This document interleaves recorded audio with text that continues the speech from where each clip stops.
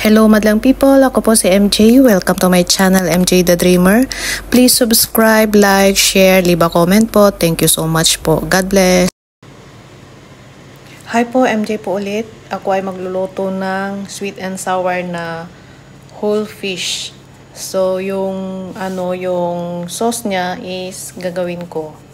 Hindi siya yung ready-made. So ipapakita ko po yung gagamitin ko na sweet and sour sauce. Ito yung simpleng sweet and sour sauce na gagawin ko. 2 tablespoon na ketchup. Yan. Magdadagdag ako ng sweet Thai chili. Tapos tubig na 1/2 cup. Asukal na maglalagay ako ng 1 tablespoon na asukal. Tapos starch, tapos suka. Pagsamasamahin lang po natin lahat ng mga ingredients maliban sa isda. Yung sweet chili sauce ko kasi kukunti lang, nilagyan ko na ng tubig.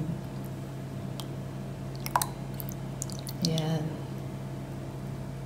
Nilagyan ko na ng tubig, tapos lagay natin yung starch. Tapos yung asukal. Tapos suka. 1 tablespoon lang. Yan. Tapos yung tubig. Haluin. Yan. Hanggang ma-dissolve ko yung yung ketchup. Tapos itong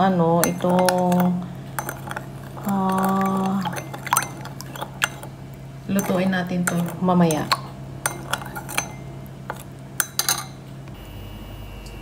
So yung isda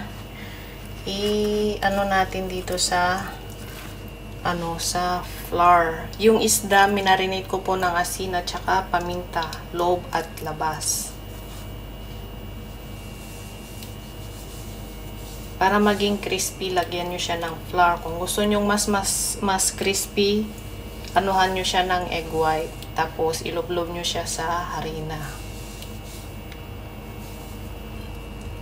Ayan. Iniwa-hiwa ko pala yung nilagyan ko siya ng design yung isda. Sa mga hindi pa po nakasubscribe dyan, baka naman po, please subscribe MJ the Dreamer.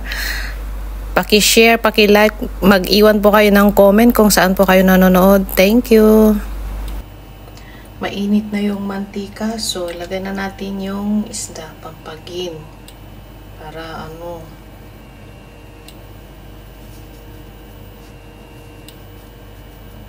ayan, para hindi masunog yung yung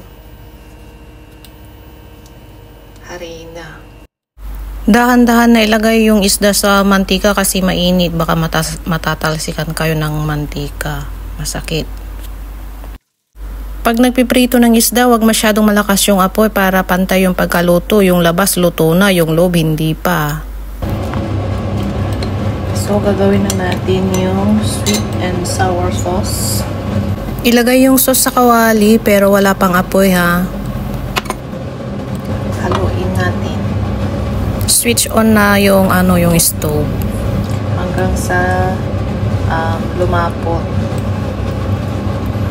Makuha natin yung tamang consistency ng ating sweet and sour sauce.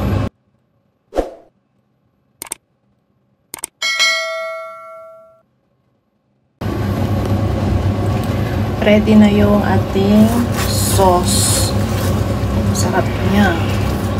Tapos, yung isda, kasi may niluto ako sa loob ng oven. Doon ko siya, inilagay ko na lang siya doon. Para mainit yung isda. Ayan siya. So, ngayon, ilalagay natin yung sauce sa ibabaw ng isda. Ready na siya. Ready na yung ating saucy.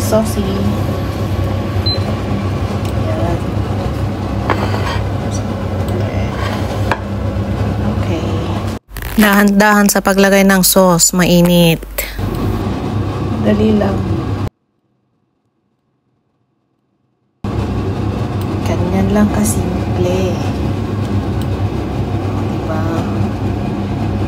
mapapansin nyo doon sa sauce, may may puti-puti. Galing po yan sa sweet chili kanina na inihalo ko.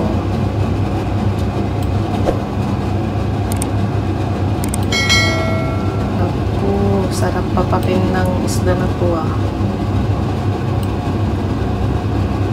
Ayan. Lagyan natin ng spring onion na design. Optional lang po ito. Para naman maganda siyang tingnan.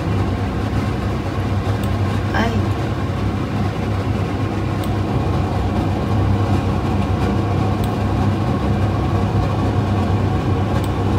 Kasi na-appreciate ng amo kong lalaki ito eh. Pag nilalagyan ko ng mga ganito. Ayan. Thank you for watching po. God bless po sa inyong lahat. Please subscribe po sa aking channel, mga luto ni MJ. Tsaka pakipindot na rin po yung notification bell para ma-notify po kayo pag nag-upload na po ako ulit ng bagong videos ko. Maraming salamat po.